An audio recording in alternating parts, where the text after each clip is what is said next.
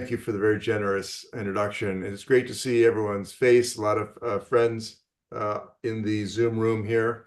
So I'm going to be talking about this book. I'll say that for every book I sell, I make a total of like 75 cents for my own retirement fund. So buy often and buy early. So I was luckily on a National Academy's commission about the ethics of this neurochimeric animals and human brain organoids. And I was at a certain point, I was the social scientist and representative of religious studies basically on that commission. And people kept saying, well, surely the public thinks X and surely the public thinks Y. And I thought, surely that's not right. And then a friend on the committee said, well, do you have any proof? And I said, challenge accepted. I will try to figure this out. And so I did an empirical project to find out what the public's view are of these things. I want to start by saying that, as many of you know, I'm not a scientist. I just rely upon my colleagues who are scientists to tell me what's possible. I'm also not a philosopher. I'm not a theologian. As my co-director of the Institute for Practical Ethics would say, I know just enough philosophy to be dangerous. Most of my research projects involved discursive analysis of in-depth interviews or analysis of surveys. And I'm going to lean very heavily on a survey today to save time. So that's the outline of, believe it or not, what I'm going to cover in my time today. And it goes a little faster than you would think. I'll give you a chance to look at that for a second. But more importantly, if you check out for a moment, the orange is where I am at any particular time. So what am I going to talk about today? I want to talk about human brain organoids for starters. Human brain organoids are three-dimensional assemblages of human neural cells grown in the laboratory from stem cells. So imagine you take some skin from someone's hand, coax those cells into reverting to stem cells. Stem cells are the basic cells that all other cells grow from. You then coax these stem cells into thinking that they're a brain cell. So what if you took the cells from someone with a genetically derived neurological disease?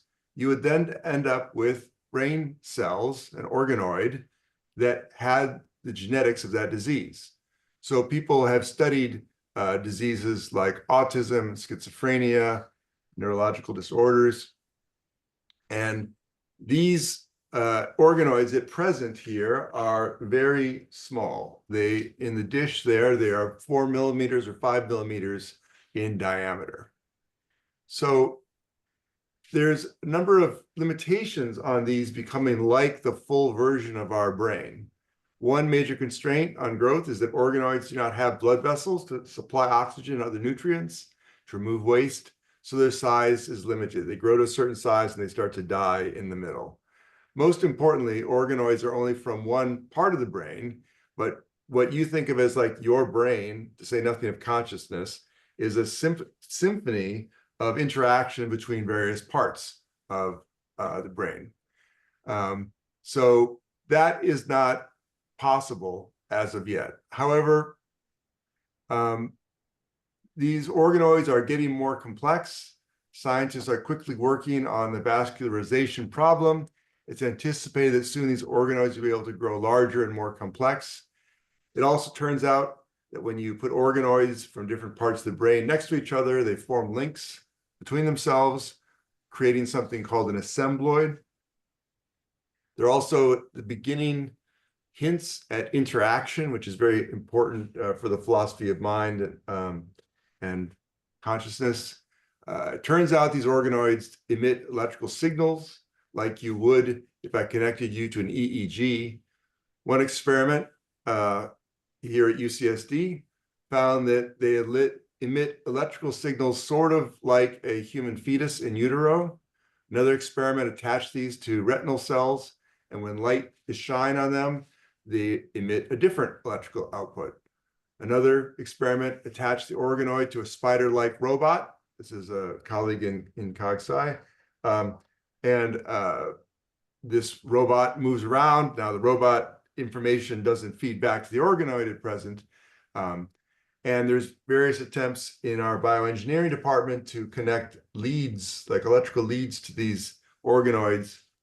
So it's getting more complex, and there's some, the vaguest hints of interaction with the outside world from the petri dish.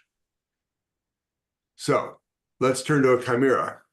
A chimera is a non-human animal with human cells in it. The term chimera, of course, comes from mythology, which is full of not only animal-to-animal chimeras, like horses with wings, but human-animal chimeras. So there are no centaurs. The current reality is a lot less dramatic. This is actually, there's a decades-long history of creating human-animal chimeras where the mix is not in the brain. For example, scientists have tried to create pigs with human-like internal organs that could be transplanted into humans. This picture here is of a humanized mouse, which is a mouse with a human-like immune system that's used in medical research. So I'm not really going to be talking about non-neural chimeras, but I will focus on neural chimeras. This means a non-human animal with human neural cells in its brain. So how could you do that? Well, here's some examples. You can take a human brain organoid that I described for you and put them into a brain of a mouse. And to give you a recent experiment, some of you probably know Rusty Gage down at Salk, and they have put human organoids in, I can't remember if it's a mouse or a rat, but unlike, it's just not just residing there and being vascularized, but they've done research to show that the human cells in the mouse brain are activated when the mouse whiskers have sensation, suggesting that the human part is actually integrating with the mouse part of the brain. So it's anticipated soon it'll be possible to use a technique that takes a mouse blastocyst, which is, let's say, 200 cells that will grow into a fetus and then to a mouse. You destroy the cells in the blastocyst that would become the mouse brain. You put in human stem cells, and the mouse brain would be partly made of human cells. You can do this with a mouse. In principle, you could do it with a monkey. Experiments are currently underway on the background technique of how to do this in monkeys, but not yet with human tissue. You could use genetic engineering to put human genes in the cells of a mouse brain. Now, the difference in methods here are not morally relevant, and so I'm not going to really talk about the different methods. But just to be clear, if you create a mouse like this, it's not going to stand up in its cage and say, hi, I'm Mickey, and there's a number of obvious reasons why. First, mice don't have speech. Second, compare the size of a mouse skull to a human skull. That's going to create a difference right there. Most notably, a mouse goes from a blastocyst to an actual mouse in 25 days, where in humans it takes 9 months. So obviously, developmentally, a totally different story. However, one sort of concern bordering on alarm in the scientific community who study this is that there are experiments going on in China where they are doing the same thing with non-human primates, which are obviously evolutionarily a lot more like humans, skull size more like humans. And as we'll see later on in my talk, what matters is that they move and could be perceived as more like humans. Why are we doing this? Well, let's take the obvious. We just have to state it, which is that these are both the organoids and these neurochimeric animals are human brain substitutes. And the ethical reason why we need a substitute is it's not ethical to experiment on live people's brains. You can't just take out part of someone's healthy brain to experiment on it. So these are substitutes. It's also, there's one colleague recently told me it's a great time to be a mouse with Alzheimer's disease, which means people have developed all these great treatments for diseases like Alzheimer's based on tests in mice, and they work great with mice. But it turns out that, and this makes sense, I think, evolutionarily from my layman's approach, that while mice are similar to humans in their bodies, we are very distinct from mice in our brains. And so Alzheimer's drugs that work on mice haven't yet worked in humans. And there's a bunch of people trying to solve all these problems. So now, the problem, of course, we need to test these treatments on human brains, which is ethically not possible, okay? And so what then do we do? If this was the 1940s, they would just experiment on people without social power. But one of the accomplishments of the field now called bioethics is that we don't do that sort of thing anymore. So, ethically, this is a real dilemma, which is we're weighing off concerns that people have about these technologies with advancing cures for neurological disease. Okay, so what are the ethical problems that people have identified with this? So I have a penchant from what you've heard of my introduction for the really big questions, but let me talk about some that are more concrete that people are concerned with. And first off, if you're opposed to medical experimentation on animals, we would have gotten off this train long ago. The second question is, what level of consent is required to grow an organoid from someone's abandoned tissue? So a lot of the cell lines that exist out there, people consented to have their cell lines used for medical research, but they didn't necessarily agree to this. And so do you have to go back and reconsent all of the people who have donated cell lines for this particular research? Another question, if you create a mouse that's so smart, quote unquote, because it's obtained human-like qualities, which I'll get to in a minute, that it's more like a pig, and, do you then have to treat it differently? And the most obvious one, what are the evidentiary standards for societal safety? So there's lots of questions like this, but I want to focus somewhere else today. I want to talk about the ethics about how this research would occur, whether it will recur. I'm going to compare the views of professional ethicists with the public. And the reason for this is that, at least in the US, the ethicists' views of what gets the most weight in setting ethical policy. So at the NIH, they do decide, will we fund research in X, Y, and Z? And there are these panels of ethics experts who have a very heavy influence on what happens. And so since the professionals have the dominant voice, they're a useful comparison for the public. I'll also be playing with the tension that in the bioethics discipline, in the US, it claims its authority to speak to public policy bioethics because it represents the views of the public through various mechanisms. And I want to kind of see if that's actually the case. So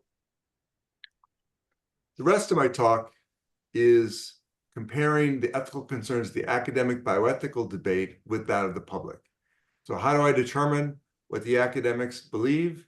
This is easy. They write down everything they think, and then they publish it in journal articles that are available on the internet. So that's that one's relatively easy. I mean, obviously the method is not directly comparable to the public, but how about the public? So for this particular study, I did 35 in-depth interviews with a stratified sample of the public, did a qualitative interpretive analysis of that, and then I had a nationally representative survey of 2,000 respondents. Okay, and just to give you a sense of this, when you're doing research in an area for which there's not any existing research and there's not extensive discussion in the public, there's no one question you can ask that's going to answer a question. This is particularly true with sort of abstract concerns that I'm most interested in, and that I also think basically drive the public's deeper concerns about most human biotechnology. So the analogy I used before is that by the time you finish reading a book that I write on this sort of thing, I'll be putting down a puzzle pieces one by one. There will be gaps between the pieces. Some of them won't fit as well, but by the time you're done, you'll be able to see it's a picture of a dog and not a cat. So what did I do for this particular research? Let me talk just about the survey for the rest of this talk.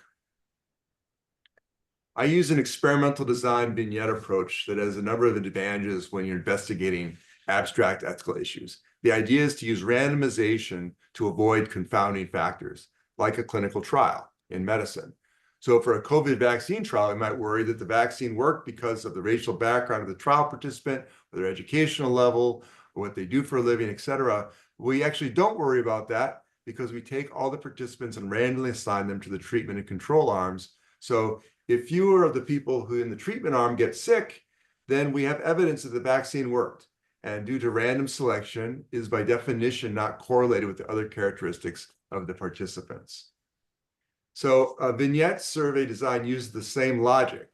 A vignette is a paragraph-long description in a survey where survey respondents are randomly assigned to see particular chunks of text. At the end of the vignette, the respondent typically asks, do you approve of this technology? The other advantage, and the reason I use this, is that with regular sociological surveys, respondents can very quickly figure out what it is you want to know, and then they engage in essentially presentation of self issues to give you the answer they think you want to see. And so since the people are randomly selected to see one piece of text and not another, they don't know what the other people are seeing, and it avoids that problem. So the first sentence of my vignette about an organoid is, a human brain organoid is a, okay, and they're in brackets, piece of human brain. So half the respondents were randomly selected to see 1/2 inch and half saw 5 inch. I recognize there are no 5 inch sized organoids, but I'll get back to the minute. Critically, they don't know what other people are seeing, okay? So the question is, if those who saw a 5 inch organoid are more opposed to organoids than those who saw the 1/2 inch, then we can say there's something about the size of an organoid that triggers opposition. I wasn't actually interested in the organoid side. So a number of other features in the paragraph vary as well, which I'll gloss over for now. And there are actually 64 possible descriptions that the respondent could have been randomly assigned to see. So here's the entire thing that they saw. Okay. The parts that are underlined are the parts that were randomly assigned to people. Okay, and this is just one of the possible 64 that they could have seen. So some saw 1/2 inch, some saw 5 inch, some saw that more than one was grown, some saw gross, some saw manufactured. Most importantly, down there towards the bottom was a description of what an organoid could achieve, like self-awareness, and there's other descriptions of consciousness. And most notably at the bottom, how much self-awareness they would actually obtain, what an organoid would obtain. So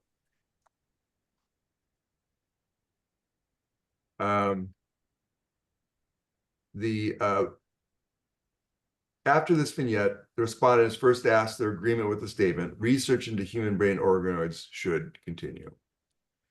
So the most basic result here is that if you average across all the possible 64 vignettes that they could have seen and were randomly assigned to see, there's overwhelming support for this research, at least as I described it to them. Needless to say, like all surveys, your results will change depending on how you word the survey question.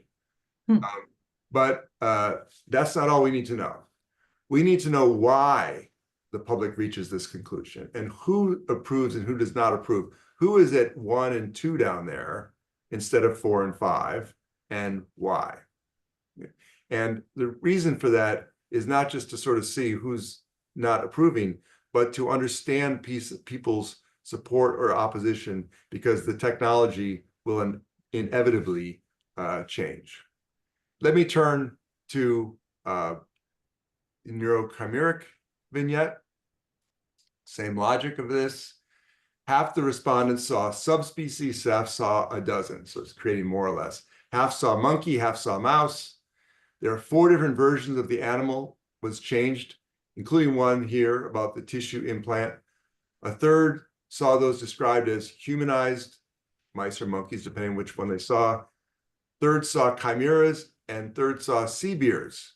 Okay, but a sea bear is a made-up term that I found, and I'll get into why I did that in a minute. These differences in this vignette have to do with arguments in philosophy, bioethics, academic theology, and social science, which I won't get into.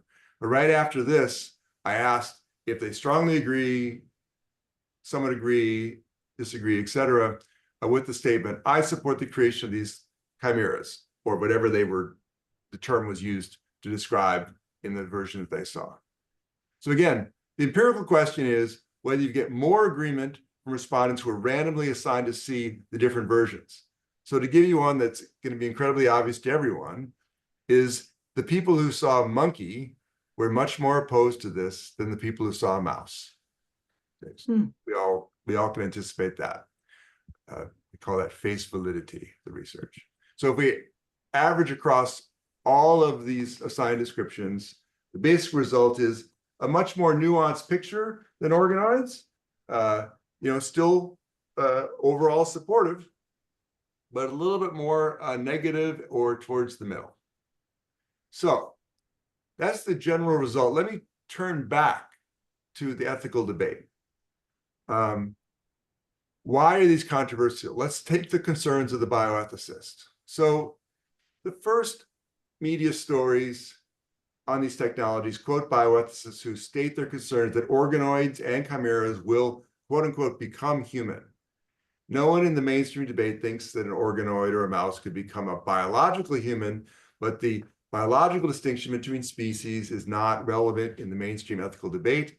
What is at question is whether the mouse could obtain the moral definition of humanity, which in this world has to do with the capacities that they have. This reflects one of the assumptions of bioethics, which is the theory of what a human is. Again, those with certain capacities, and the most ground level beginning capacity you have to have for even consideration as a person or human, depending on how you want to describe this, is consciousness. This is the same. This is why, for example, comatose people aren't considered humans in the same manner as us walking around humans, because they lack these capacities, and therefore ending their life is considered to be morally acceptable. So some animals like chimpanzees have a lot more of these valued capacities, and thus are treated at least more like we treat humans, or perhaps equally to humans, and better than the biological humans who lack critical capacities. Therefore, an organoid or a neural chimera would obtain the moral status of a human if it obtained key capacities, most notably, and just at the first step, consciousness. So, for example, in a news article describing a mouse that had a human brain organoid implanted in its brain, Hank Greeley, bioethicist at Stanford, stated that the question was whether you're creating something human-ish that you have to take seriously in terms of according to dignity and respect, and figuring out what that even means. Another ethicist says, if we give them human cerebral organoids, what do you do to their intelligence, their level of consciousness, even their species identity? The article continues that the animals might become too human due to the human brain components.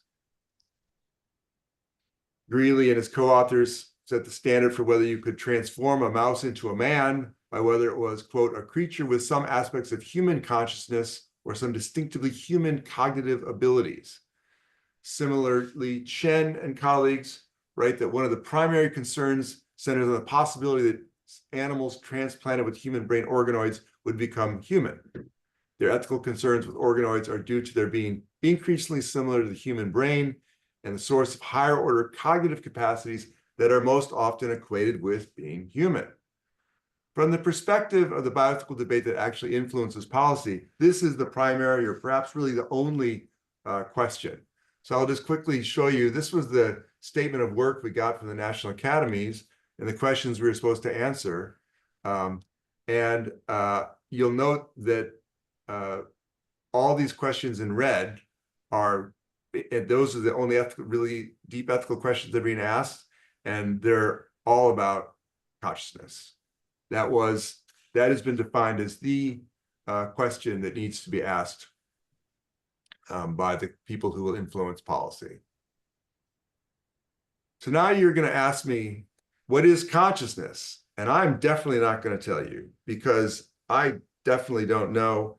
I will just read enough summaries to know that I could easily spend an entire career on that, and I do not have the ability to do that.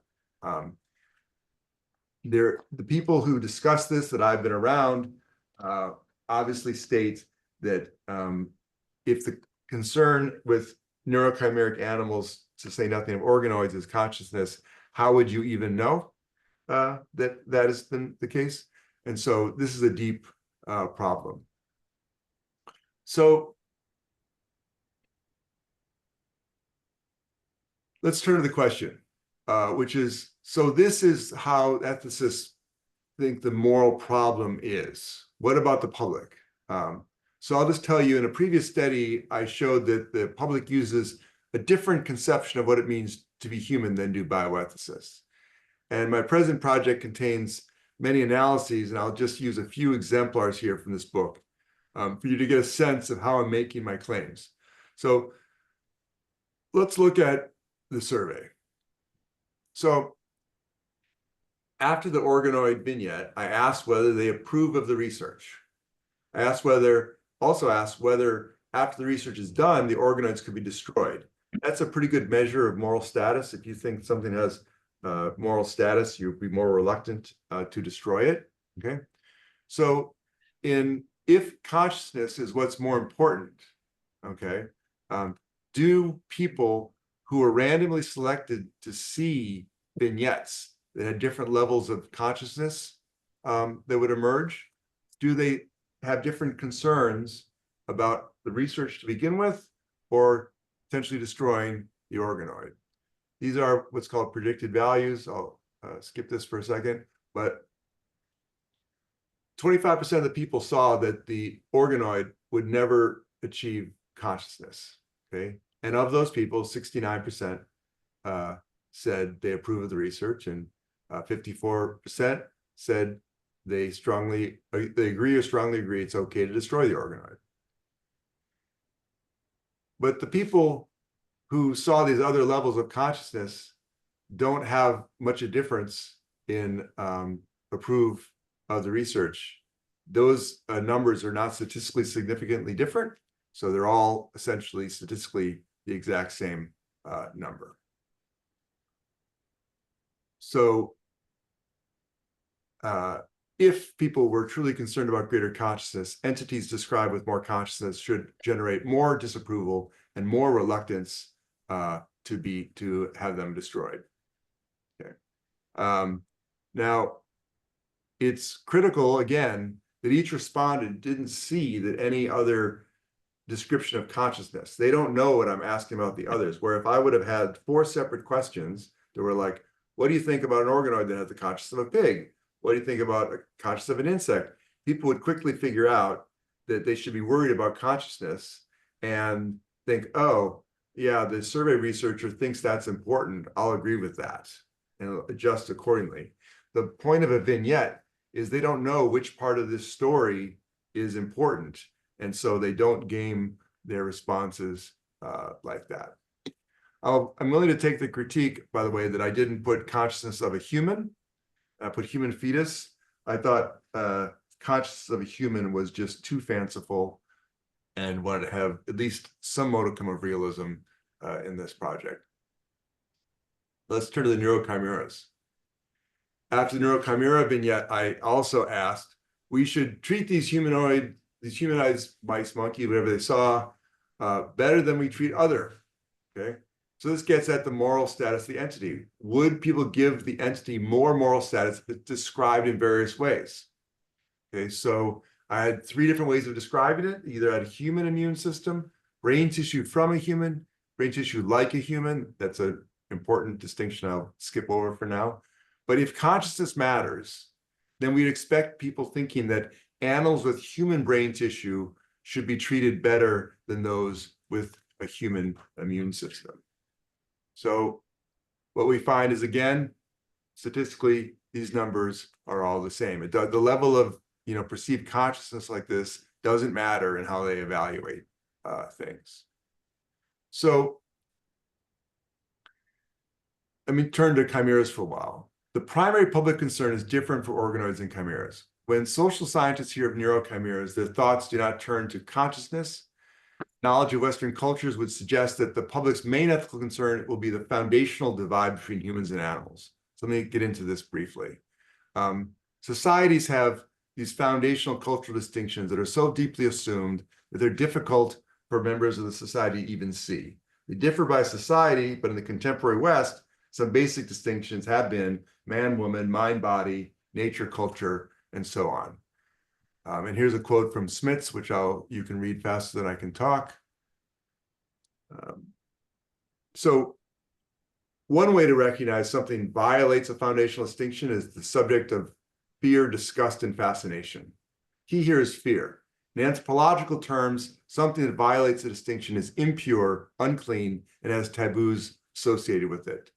At an extreme, it must be destroyed in order to maintain the distinction.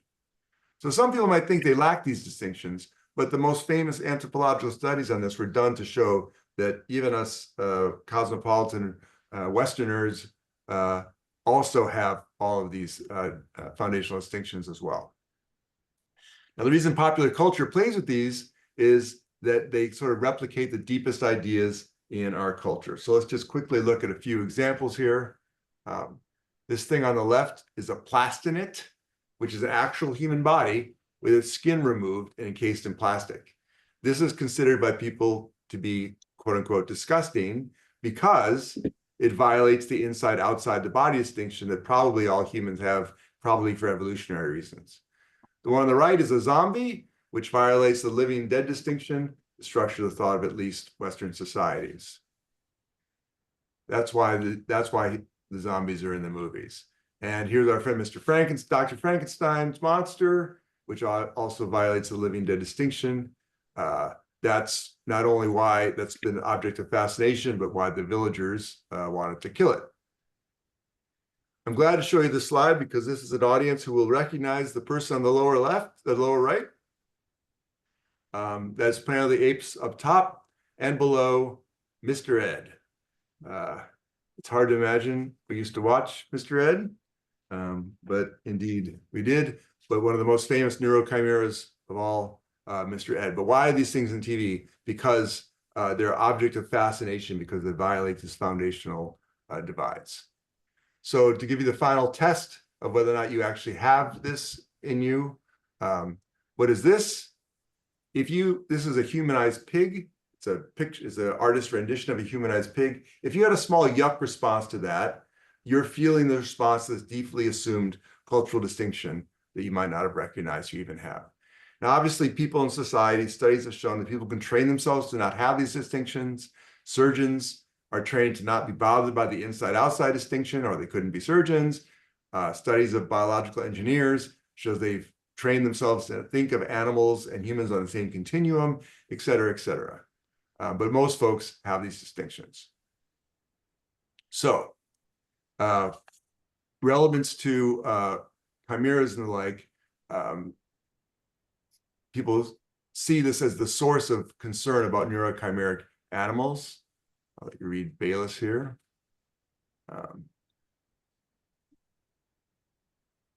So does this concern actually exist for the public? Okay, so I did another survey question to try to get at this. This wasn't a vignette question. If you had just vignette questions, it'd be a 2.5 hour long survey. So this is a question of whether or not people see humans and animals as different or the same. Okay, so I have a measure of people who more agree with the divide between humans and animals and people who least agree with the divide. And again, question is, let's look at the differential approval. So the people who least agree with that there is a divide, okay, who think of animals and humans as more similar, they're much more likely to approve of research than those who see a divide. And the same thing with the neurochimeric animals. Similarly, if those who do not see a foundational divide who want to treat the chimera better, so those who see a foundational divide are more likely to think that a mouse should always be treated as a mouse, no matter what you add to it. So let's go here. In the neurochimeric vignette, I told you I gave them different names, okay? And the severe is this made-up word with no cultural baggage attached to it, okay? So when you look at this, the one that generates the most opposition to research is humanized, not chimera and not severe. Why? I would argue that humanized reminds the respondent that these are partly human and generates this disgust response that I think is driving a lot of the concern about neurochimeric animals. So I think what's going on here is that the public's view is not driven by a concern about consciousness, but about a concern with violating a foundational divide between humans and animals. So let's go to the public's view of organoids. So again, in bioethical debate, disembodied human tissue has no moral status. If you had a tumor removed from your body, it's not treated as sacred in any way and is burned as medical waste. When medical sociologists and anthropologists hear about something like this, they think of something besides consciousness. Studies show that the public does not view disembodied human parts as fully alienated from the original human. It's a very long tradition of this. Studies show a good portion of the public thinks a human retains a connection to their disembodied parts. For example, people study blood donors, and a good portion thought that the blood was still theirs after donation. About half the sample had this medical biological view, which is that the blood is alienable, and once donated, it's no longer referred to the donor in any meaningful way. But others thought it was like a continuity of possession. One respondent said that the blood would always be mine, it would always stay my blood, like a perpetual loan. Other respondents saw the link like kind of between like a parent and child. It's like children, they may grow up and they may be one person, but they're still my child. Okay. The strong version of this idea is almost communicative. For this group, the blood becomes a bearer of personality or moral disposition. So in the study of tissue specimen donation, researchers find that one category of resistance to the idea that biospecimens are seen as an extension of the self and therefore require special care and respect. So as one of the respondents in this study said, I feel more uncomfortable with giving a biological specimen because it feels like an attachment or extension of myself. Now, most famously, this comes through in studies of organ donation. In the classic study, the authors found that the recipients seemed to share the belief that some of the psychic and social as well as physical qualities of the donor are transferred with his or her organ into the person in whom it's implanted, as if it were a repository or emanation of the donor's quintessence. More recently, Jill Haddow in Edinburgh summarized this literature as claiming the changes in gender or behavior, resurgence of youth, or discovering new tastes or preferences are often attributed by transplant recipients to the act of taking an organ from one person and transplanting it to another. So this shouldn't be surprising in that the public, by and large, are not materialists. Okay, the public, by and large, believe in things like souls, heaven, things like this that are not that distinct from believing that people have quintessence that could be residing in their alienated parts. So does this concern actually exist for the public? Okay, so I asked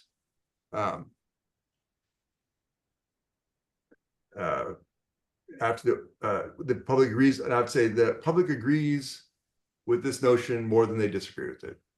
that an organoid should be thought of as an extension of the person. Okay. Even more strongly is that people think if a human brain could think, if an organoid could think, it would have the thoughts of the person who donated the stem cells, which is obviously scientifically utterly ridiculous. But that doesn't particularly matter because the public are the ones who are representing, who are members of the country who will decide on such things. So that's the sort of general response. And I looked for the extent of agreement with these questions. So the comparison on the left is with agreeing or disagreeing that an organoid is an extension. And then below that, and then would the organoid have the thoughts of the donor? And then is that related to either being willing to destroy an organoid or that we should treat it better? So you see people who disagree that organ's an extension are much more likely with destroying an organoid. And the people who think it's an extension or want to treat it much better. That difference on below is actually statistically significant, but smaller. More extreme is treat it more like human. I've checked that 68.4 difference a million times. It's not a statistical artifact. But basically what this shows in sum is that people really do have this notion that organoids are these sort of ephemeral connections to the person who gave the cells in the first place. Now, to be clear, I don't think anyone, certainly no one I interviewed, thought they are humans, okay? No one thinks that, but people think they should be treated better, okay? And of course, we can say public doesn't understand human biology, which is obviously true. But the question is, what is the public's first response when they don't know something, deeply about some sort of technology, and their first instinct is to say, yeah, it's probably connected. Okay, let me just give a quick aside on where this technology is going, which I think helps to demonstrate this concern about ephemeral connections. People are trying to wire up organoids together to create computers, okay? Like a human biological computer, a bank of organoids.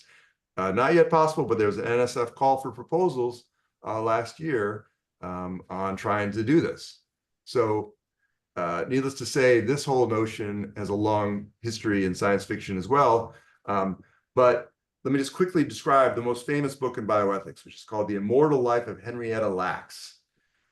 Henrietta Lacks was a Black woman in the 1950s who was the source of the HeLa cell line that's used extensively in medical research. The usual interpretation of the book is that racism and classism resulted in Henrietta and her family not being asked permission to use those cells and certainly not sharing in any profits, which is all true. But the book also shows that her family has pretty standard American views about ephemeral connections between actual humans and their parts. The book's author reports that when Lax's daughter found out the scientists had been using these cells to study viruses like AIDS, she imagined her mother eventually suffering the symptoms of disease. In another scene, family members are shown a freezer full of HeLa cells, and one of Lax's children says, "I can't believe all that's my mother." When handed a vial of frozen cells, Lax's daughter says she's cold, okay? And another person looks at the microscope and says, "That's my mother." No one seems to get that, okay? So when I read all the documents about organoid computing, these scenes from the Lax family come to mind, which is my conclusion about what the public would think about this is if you say we're going to use human brain organoids to cure Alzheimer's disease, I think most people would say, yeah, as long as you're respectfully using these organoids, and respect does include sacrificing them for the good of others, people will be fine with that. I don't think people are going to have the same response to wiring together into a computer that's more efficient. So let me turn to the conclusions. Number one, for academic bioethicists, the most important consideration is whether either an organoid or a neurochimeric animal could obtain enough consciousness to warrant different treatment, or at extreme to be treated like a human. My survey suggests that possible consciousness is not very critical for the public viewing either technology. Number two, the public tends to adhere to a foundational distinction between humans and animals that academics have largely learned not to be concerned with. The survey suggests that this divide is important for reason for opposition to neurochimeric animals. And thirdly, the public sees possible connections between disembodied human parts and actual humans. This connection gives a degree of reluctance to human brain organoid research. But again, I should say the public is also very concerned with neurological disease and support research that will reduce suffering.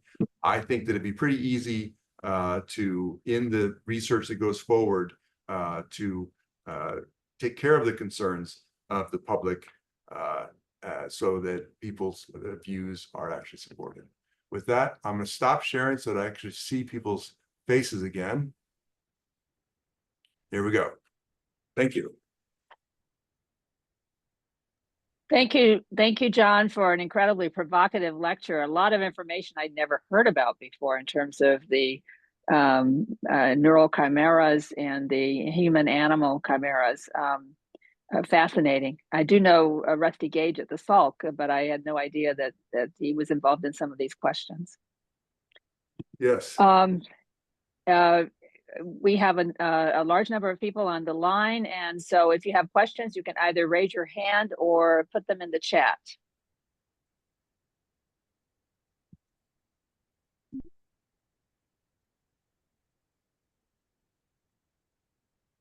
Well, while we're waiting for a chat, I'll just tell you one application of some young professor in bioengineering is doing.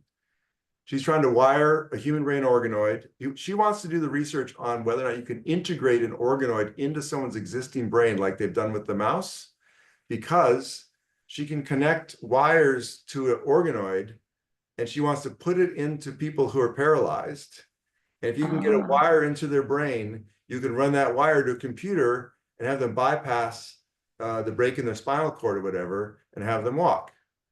You know, and so as usual, all technology is dual use, you know, and so the only question in my mind is, if everything's like a slippery slope, identify the bottom you don't want to get to, and then how do you decide where it is you want to stop on that slope? Amazing, amazing. I don't see any hands raised, and in the chat, I don't see any questions, but I have a few, but please, Peter's others. raised. Oh, Peter, yes, go ahead, Peter, you're on mute. Please unmute yourself. Peter, we can't hear you. You're on mute still. Peter? I'm sorry, I'm technologically incompetent about unmuting myself fast. I just thought, John, that was really very, very fascinating. I really enjoyed that enormously. But I thought at the very end, you're kind of answering a question that I was having, which is that people, and I wonder what your thoughts on this, is that people's boundary is very affected by advantage that they see. And when you say that people are resistant in some way, but the minute they see, not the minute, but when they see some enormous advantage, if we can save lives, Right. You know, that thing about the blood, I thought was very fascinating, that people are real. I think of blood, you know, take the blood, I don't care what you do. Right. I mean, I am resistant to the idea that it's yours, you know, this question of it's yours, well, it's not the company's blood to go make money off of my blood. That I'm resistant to, but that's because I'm suspicious of the companies. Right. But I think that, so people, would you say that people are sympathetic to technology if they can see an advantage of it, and then they're somewhat suspicious if they can't? And if they feel prosperous, they will be tolerant towards, they don't want to eat conscious animals. I find myself, as I get older, I'm sort of more and more reluctant to eat those animals that show a lot of consciousness. But that's because I'm prosperous and I'm not hungry. But if I were a starving person and those were my only choices, I would be much less sympathetic. So isn't there a very instrumentalist view in the way you answer those questions that you were asking? Wouldn't it depend a lot on who you were, what circumstances, what your conditions in life would be and stuff like that?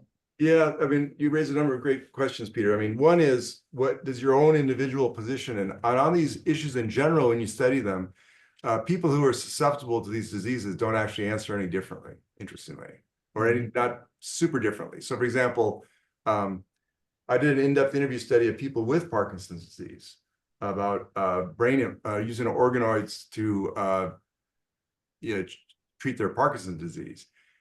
And, they were supportive of the technology, but they had the same sort of types of qualms. You point to something which I think is a bigger question in all of this sort of technological development, which is number one, if you say right now, should we do organoids, and you don't have any concrete good outcome, there's obviously going to be more reluctance because people have this trade-off in their head. And so if something works, there's more wanting to do it. But there is definitely a strand in American culture where we won't do anything just because it's good for us. And people do draw these boundaries. I've written a lot about what I would call empirical slippery slope arguments, not the sort of logical, philosophical ones, but more like by taking one step down, you increase the odds of taking the next step, which increases the odds of taking the next step, okay? And people do draw these fairly permanent boundaries. So for example, for about 50 years, there was a boundary in human gene editing between somatic editing, changing one person but not their offspring, and changing a person so that their offspring is also changed. That was sort of a bright line. So people do have these, but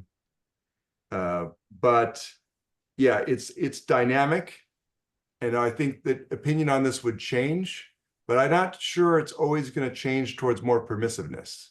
You can imagine some going backwards, but I think there's a general secular trend towards agreement with human biotechnology. Interesting. Thanks. That was very interesting. Very interesting. Thank you. So John, what do you think are the prospects for any of these creations actually going forward and being commercialized beyond the academic, investigatory, scientific realm? Yeah, well, I mean, at present, they're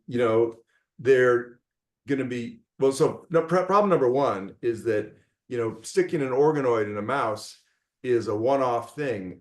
Unlike breeding, if you genetically modified a medical experimental animal, then you can breed them, and sell them, in mass. So these are kind of one-off entities at present. But I think they're going to have extensive use in medical research.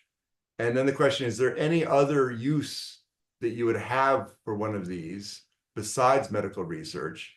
And I think besides the thing about the organoid computing, it's a little hard to imagine what the use of the neurochimeric animal would be, short of currently sci-fi sorts of things that rely upon a lot of assumptions of what would happen if you gave a chimpanzee a much more humanized brain.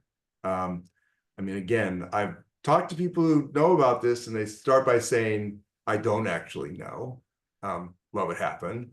But we do know that non-human primates have similar movements as humans, and can be the current chimpanzees can be trained to do various things.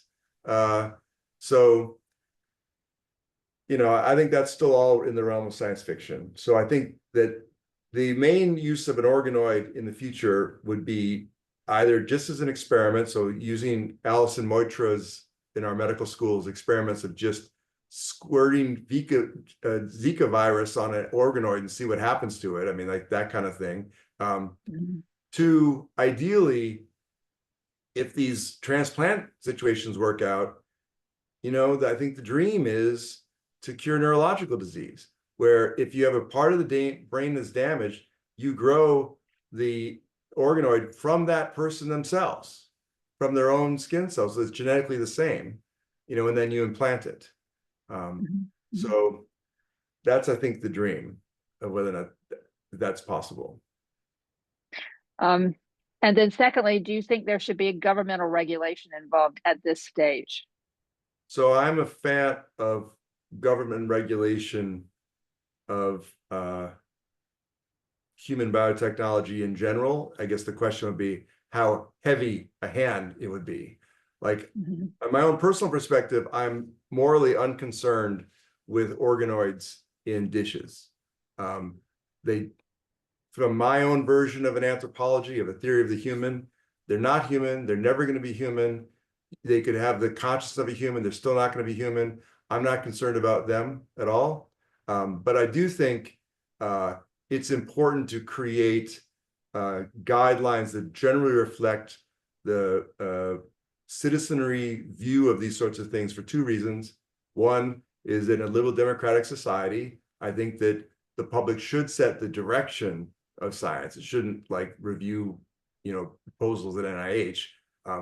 And number two is, if all of a sudden the public strongly disagrees with what is being funded by the government, then you're going to lose support for science in the first place. So if I was going to create one right now, I would probably say it's illegal in the United States anyway right now, but like, well, it's okay.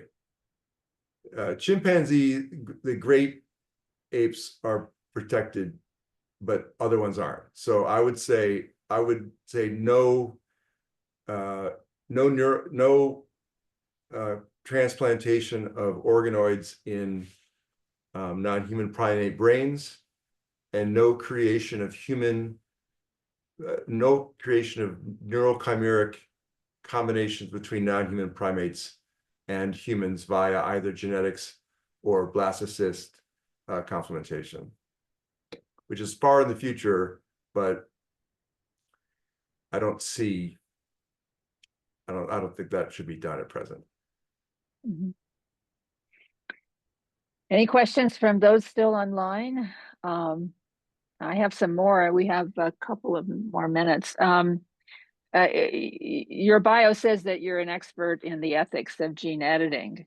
Yeah. And I presume you're aware of the therapeutic advances in sickle cell disease using modern molecular techniques and 2 approved agents just in the past year. Yeah. Are there bioethical concerns about that approach to that disease, and especially the high cost associated with it? Yeah. I mean, so most of my career, first 15 years of my career was about human gene editing.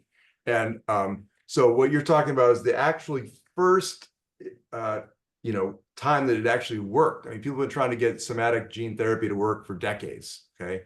My friend Matt Proteus up at Stanford treated the first woman who's, actual live human with sickle cell. And to this day, he tells me she's still fine. And now there's been this commercial product that's been produced, approved by the FDA or whoever.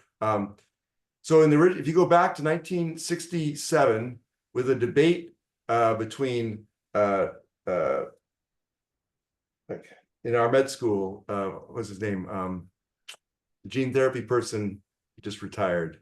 Anyway, it'll come to me in a second. Between him and